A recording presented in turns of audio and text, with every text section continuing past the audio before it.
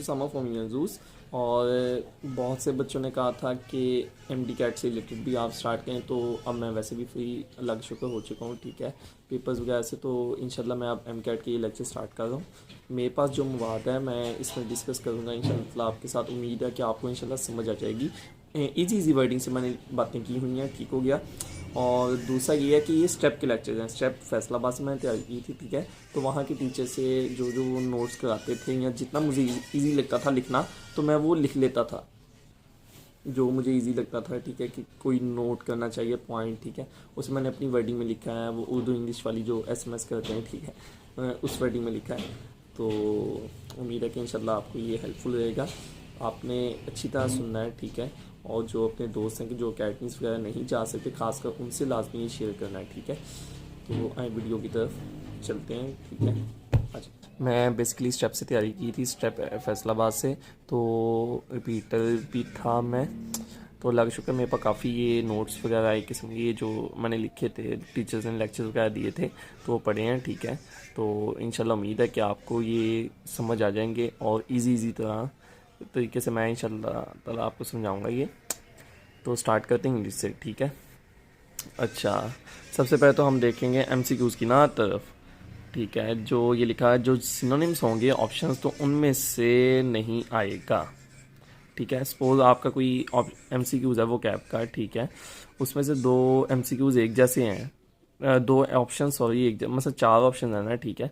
तो उसमें से दो ऑप्शन बिल्कुल सेम है, एक जैसा मीनिंग देते हैं, तो उनमें से वो आंसर नहीं होगा, क्योंकि वो दोनों ही उसका आंसर बनते होंगे ना क्वेश्चन का, तो वो दोनों ऑप्शन निकल जाएंगे। ये है एक आसान तरीका एमसीक्यूज़ में ऑप्शन चूज़ करने का, ठीक हो गया। और ये कोई एंटोनिम उसका जो होगा वो भी इजीली निकल जाएगा। बेसिकली आपने सबसे पहले ये ज़रूर ऊपर हेडिंग में देख लेना कि एंटोनिम पूछा गया है या सिनोनिम पूछा गया है, क्योंकि बाज़ दफ़ा ऐसे होता है कि इंसान तेज़ी में लगा देता है, बाद में पता चलता है कि वो तो एंटोनिम पूछा गया था, सिनोनिम तो पूछा ही नहीं गया था। खैर, आगे ये चार अल्फाज लिखे हैं, ठीक है। एक मिसंथ्रोप है, हु हेट्स ह्यूमैनिटी। फिलेंथ्रोप है, हु लव्स ह्यूमैनिटी। और सोशल है, मिलनसार, और इसका एंटोनिम क्या है, aesthetic, isolated, to some extent, saint, also में भी सैटन, क्योंकि सैटन भी एस्थेटिक है, वो भी सोशल, वो गुलामिला नहीं है, हमें बिल्कुल अलग है। खैर, पॉजिटिव मीनिंग भी निकल सकता है, नेगेटिव मीनिंग निकल सकता है। अभी बेसिकली ये सिर्फ एक ओवरव्यू है ना, क्योंकि फर्स्ट लेक्चर है ये, ठीक है, तो ये ओवरव्यू है। खैर, आगे चलते हैं। उसके साथ है, अब लिखा हुआ है कि एडजेक्टिव के साथ एडवर्ब पहले आएगा, ठीक है। ये एक रूल है, आपने याद रखना। आज सिर्फ ओवरव्यू है ना, वो करदा जो लेक्चर्स है ना, ठीक है, जब हमारे स्टार्ट हुए थे तो उसका पहले दिन एक किस्म का ओवरव्यू ही ना जनरली दिया गया था, जहाँ तक मुझे याद है। खैर, आगे चलते हैं। अच्छा, आगे इनफ के रूल्स का बताया हुआ है, ठीक है। इनफ नाउन के साथ पहले आएगा और एडजेक्टिव के साथ बाद में, ठीक है। नेगेटिव होगा तो एनी आएगा, जहाँ एनी का वर्ड यूज़ हो या सेंटेंस नेगेटिव सेंस दे रहा हो तो एनी आएगा। मैं इंशाल्लाह आपसे उस स्टेप के पेपर भी शेयर करूँगा, ठीक है। तो उसमें से फिर मैं आपको बताऊँगा कैसे आपने चूज़ करना है, ठीक है। अब ये जैसे नीचे लिखा है, he does not have any money to meet the needs, ठीक है। They have some money to meet the needs. अच्छा, अब सम और एनी का आपको यहाँ कंसेप्ट क्लियर हो गया होगा कि जैसे उसने कहा ही does not have any money, कि उसके पास पैसे नहीं हैं अपनी ज़रूरियात को पूरी करने के लिए। They have some money to meet the, उनके पास पैसे बहुत ज़्यादा नहीं है लेकिन कुछ हैं। यहाँ पॉजिटिविटी उसने तलाश की है अपनी ज़रूरियात को पूरा करने के लिए। होप सो समझ आ जाएगा कि सम वहाँ लगेगा जहाँ पॉजिटिविटी देनी है और एनी कहाँ लगेगा जहाँ नेगेटिविटी देनी है। आगे चलते हैं।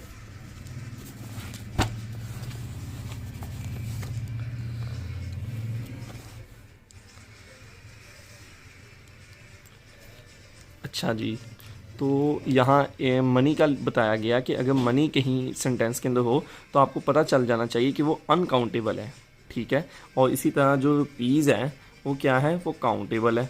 लाइक वो लिखें आई हैव सम मनी या आई हैव 10 रुपीज़, ठीक है। तो रुपीज़ काउंटेबल है और मनी क्या है, अनकाउंटेबल। आपने ये चीज़ रखनी है। अच्छा, एनी जो होगा, एनी वर्ड, ये काउंटेबल और अनकाउंटेबल दोनों के साथ आएगा, ठीक है। I don't have any rupees, ठीक है, I don't have any money, तो ये दोनों सेंटेंस क्या हैं, बिल्कुल सही हैं, क्योंकि एनी काउंटेबल अनकाउंटेबल दोनों के साथ आया है। अच्छा, उसके बाद ये चंद वर्ड हैं, ठीक है। इनमें क्या है, one of, neither of, any one of, etcetera, ठीक है। When sentence is start with them then subject is क्या है, प्लूरल। कैसे कि जब भी इन ये अल्फाज सेंटेंस के स्टार्ट में आएंगे तो जो सब्जेक्ट हो जाएगा सब्जेक्ट, वो क्या हो जाएगा, प्लूरल हो जाएगा। सब्जेक्ट क्या होता है, नाउन हो सकता है, आपका प्रोनाउन हो सकता है, ठीक है। अच्छा, इधर लिखा है either of the brothers is was has, यानी आइदर ऑफ द ब्रदर्स, ठीक है। आइदर आ गया है तो ब्रदर्स के बाद हमने कौन सा हेल्पिंग वर्ब यूज़ किया है, सिंगुलर यूज़ किया है। मेरी बात समझ आ रही है। आइदर ऑफ द ब्रदर्स, यहाँ ब्रदर्स क्या है, सब्जेक्ट है, और ब्रदर्स वैसे भी क्या है, प्लूरल है, ठीक है। लेकिन हमने इसके बाद क्या यूज़ किया है, हेल्पिंग वर्ब सिंगुलर यूज़ किया है। इज़ आ सकता है, वाज आ सकता है, हैज़ आ सकता है, डज आ सकता है, ठीक है, जहाँ ज़रूरत पड़ी, ठीक है। तो उसके बाद है वन ऑफ द स्टूडेंट्स। अच्छा, जहाँ वन ऑफ द स्टूडेंट्स है, ठीक है, और नॉन ऑफ द कल्प्रिट्स, ठीक है। नॉन भी ऊपर जैसे मैं वो बताया था, one of, neither of, any one of, any one of, ठीक है। जब सेंटेंस उनसे स्टार्ट होगा तो सब्जेक्ट ने हमेशा क्या आना, प्लूरल आना। नीचे उसकी एग्जांपल्स हैं कि आइदर ऑफ द ब्रदर नहीं लिखा, ब्रदर्स लिखा है। वन ऑफ द स्टूडेंट नहीं लिखा, स्टूडेंट्स लिखा है। और नॉन ऑफ द कल्प्रिट्स लिखा है। लेकिन आगे जो हेल्पिंग वर्ब यूज़ होगा वो क्या होगा, सिंगुलर यूज़ होगा। बात समझ आ रही है, ठीक है।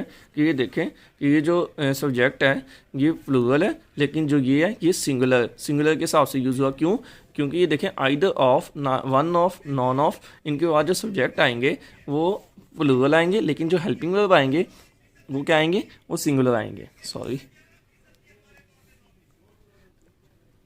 अच्छा, उसके बाद है बट हेल्पिंग वर्ब सिंगुलर के मुताबिक आएगा। जो मैंने आपको रूल पहले बता दिया कि ये देखें ना कि हेल्पिंग वर्ब जो आया वो सिंगुलर के मुताबिक आया। ये देखें इज़, वाज है, एज, हालांकि सब्जेक्ट क्या है, सब्जेक्ट है प्लूरल, ब्रदर्स, स्टूडेंट्स, कल्प्रिट्स, ठीक है। लेकिन ये सिलसिला क्यों हुआ, ऐसा सिस्टम क्यों हुआ है, क्योंकि आइदर ऑफ था, आइदर ऑफ आ गया, वन ऑफ आ गया, नॉन ऑफ आ गया, तो इनके बाद सब्जेक्ट ने क्या आना है, प्लूरल आना है, और हेल्पिंग वर्ब ने क्या आना है, सिंगुलर आना है। ठीक हो गया। जैसे वाज है, ठीक है, हैज़ है, इधर हैव नहीं आ सकता, वर नहीं आ सकता, ठीक है, वो नहीं आ सकते, ठीक है। इज़ है, वाज, हैज़ है, तो इज़, वाज तो सिंगुलर है, अगर आर लगा हो तो वो सेंटेंस क्या होगा, गलत हो जाएगा। होप सो समझ आ गई होगी। अच्छा, आगे चलते हैं। अगर वन ऑफ से पहले कोई सब्जेक्ट आए और रिलेट हो हु के साथ तो हमेशा हेल्पिंग वर्ब प्लूरल आएगा। कैसे, कि उसने कहा है कि अगर वन ऑफ से पहले क्या आए, सब्जेक्ट आ जाए, ठीक है, और वो किससे रिलेट किया गया हो, हु के साथ, हु, WHO, ये एक लागे वर्ड है, ठीक है, इसके साथ रिलेट किया गया हो, ठीक है, तो हमेशा हेल्पिंग वर्ब प्लूरल आएगा। कैसे, he is one of the leaders, ठीक है, he is one of the leaders who have sacrificed for their nation. अच्छा, ऊपर हमने क्या कहा था कि जहाँ वन ऑफ द आ जाएगा वहाँ सब्जेक्ट क्या आएगा, प्लूरल आएगा, लेकिन हेल्पिंग वर्ब क्या आएगा, सिंगुलर के हिसाब से आएगा। नीचे हम क्या कह रहे हैं कि ये देखें वन ऑफ द लीडर्स है, ठीक है, और जब हु आ गया तो इधर हेल्पिंग वर्ब ये हैव आ गया ना, इधर क्या था, इधर हैज़ वगैरह थे, ठीक है। इधर अब क्या आ गया, इधर क्या आ गया, हैव आ गया। क्यों हैव आ गया है, हालांकि वन ऑफ यूज़ हुआ है, सब्जेक्ट हमने प्लूरल लगाया है, लेकिन इधर क्या आ गया, हमने प्लूरल वो यूज़ किया है हेल्पिंग वर्ब। क्यों, क्योंकि हु से रिलेट किया गया है। बात समझ आ रही है। जहाँ सेंटेंस को हु के साथ रिलेट किया जाए और उससे पहले वन ऑफ द लिखा हो और सब्जेक्ट भी हो, ठीक है, मौजूद हो, तो जो हेल्पिंग वर्ब आएगा वो किसके हिसाब से आएगा, वो प्लूरल के हिसाब से आएगा, वो प्लूरल आएगा। Like he is one of the leaders, leaders के हिसाब से हेल्पिंग वर्ब आया। क्यों, क्योंकि हु के साथ रिलेट किया गया। ठीक हो गया।